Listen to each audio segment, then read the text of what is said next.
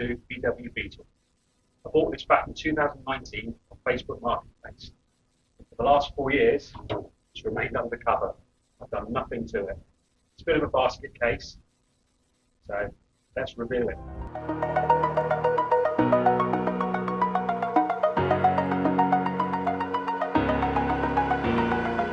Well, I've never owned a VW Beetle.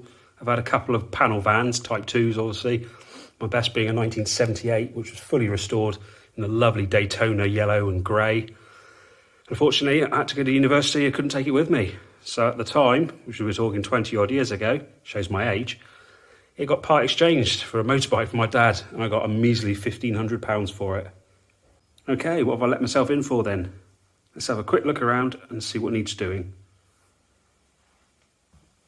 Okay, first of all, start the front. These complete new front valance, obviously bumper as well.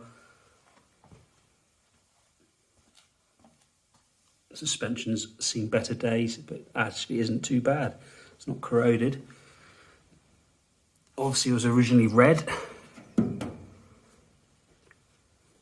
Had a few repairs in the past. Floor's non-existent in the corners. A-pillar's gone. Heat channel's gone. Wing's gone. A-pillar needs repairing. A little bit around there. Not too bad. What's the gutters like? The gutters on the driver's side, fairly good. Not corroded. The roof is all right. Lovely bit of patina. Same with the bonnet. Floor pans, as expected, non-existent. A lovely great hole on that one.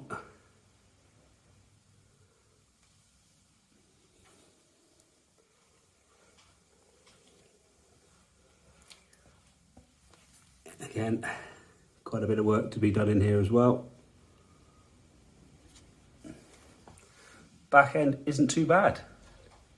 The rear valance needs replacing as it's corroded. It's obviously had an impact at some point. But then if you're into restoring things, you're not going to try to salvage second-hand 50-year-old items like that. 50? No, it's 60, isn't it? The engine bay itself is fairly solid. Needs minimal work. Right, the original gearbox is still in place, although I'll probably change this out or uprate it, because the powertrain going in the back of this, if we even get to that stage of this restoration, is going to be something a little bit different.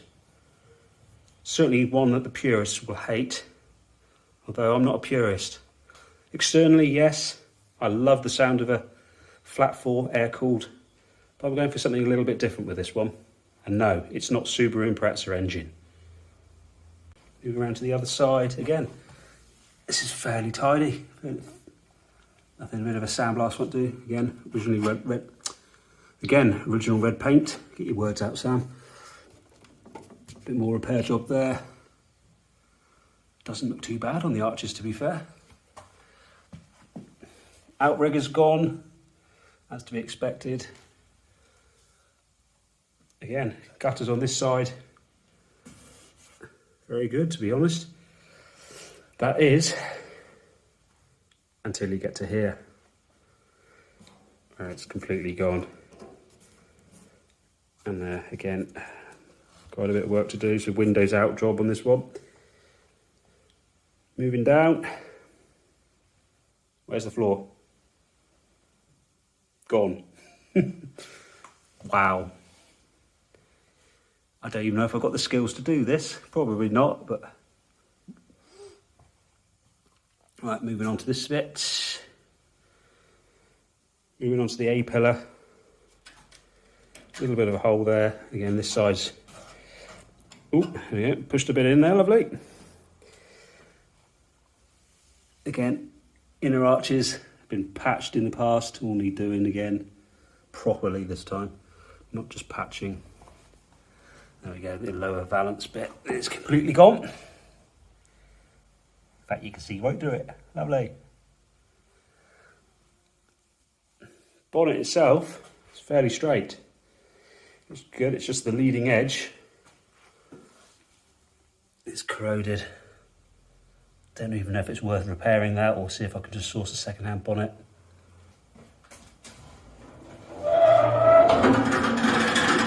Oh, creaky just like me.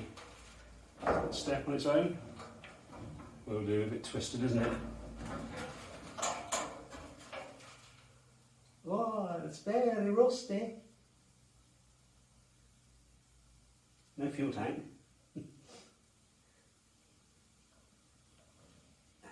These springs come off here, isn't it?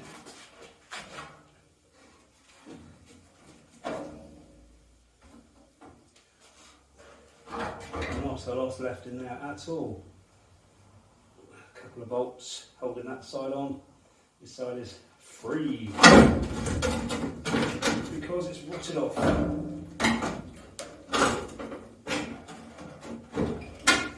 Yep. Okay, is this worth saving? Thoughts on a postcard? It certainly is very corroded. But again, it's an early 60s Beetle.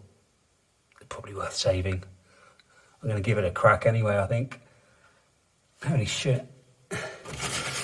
It's like a rust beach going on here.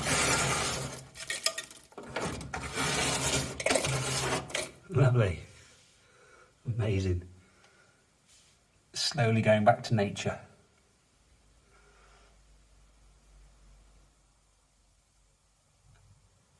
Oh, that's my back. Ouch. I think the best bet is to get the whole thing sandblasted and then go from there. So let's take a closer look inside and see what's left. Not a lot, as you can see. No floors, no inner wings, no outriggers, no heater channels. Although it is fairly solid in the back and the roof, which is always a plus. No way, it's still got the interior light hanging out.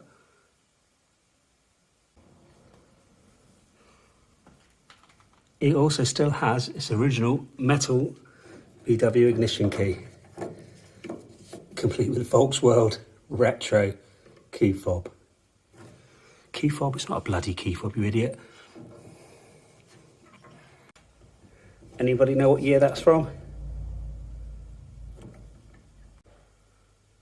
Okay, you might be thinking, was I crazy to even buy this? I'll show you the main reason why. Well, it came with most of the panels needed to repair it.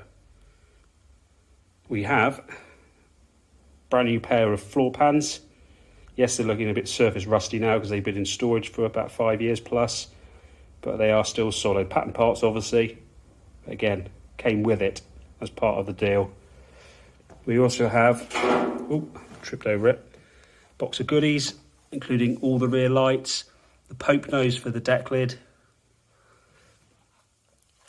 We have the inner wheel arch repairs, a couple more repair panels. We have the door hinge repair panels.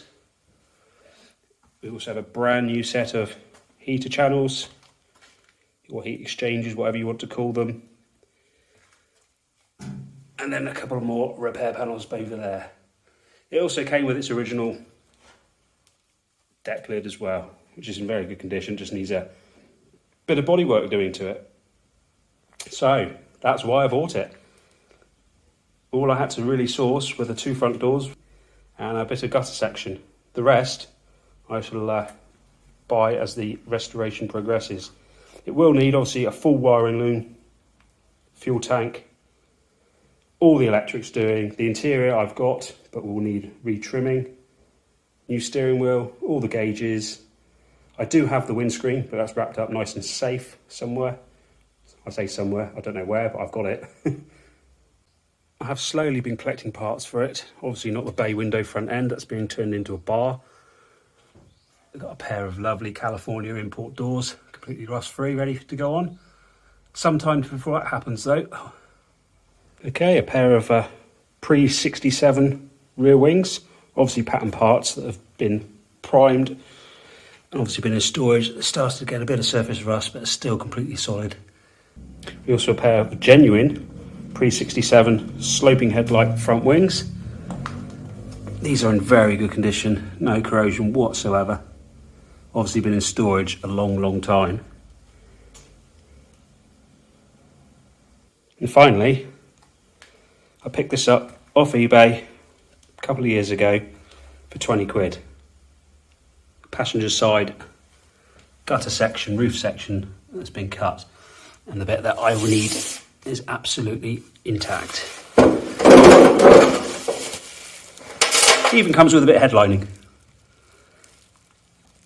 and a grab handle.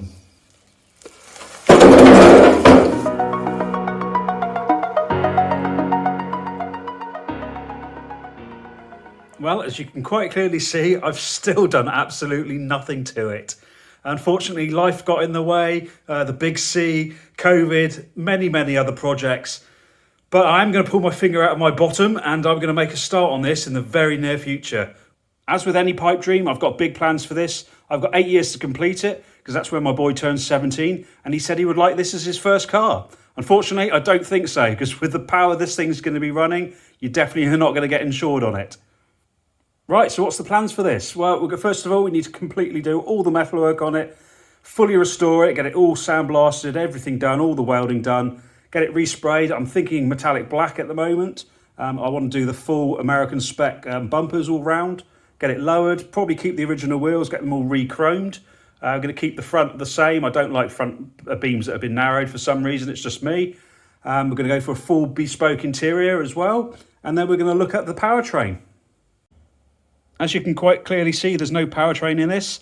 The gearbox is still there, but the engine is long gone. So what have we got to go in this? Well, come and have a look. Well, there it is. It's a Mazda RX-8 13B rotary engine. It came out of a 2006 model and it had around about 70,000 miles on it.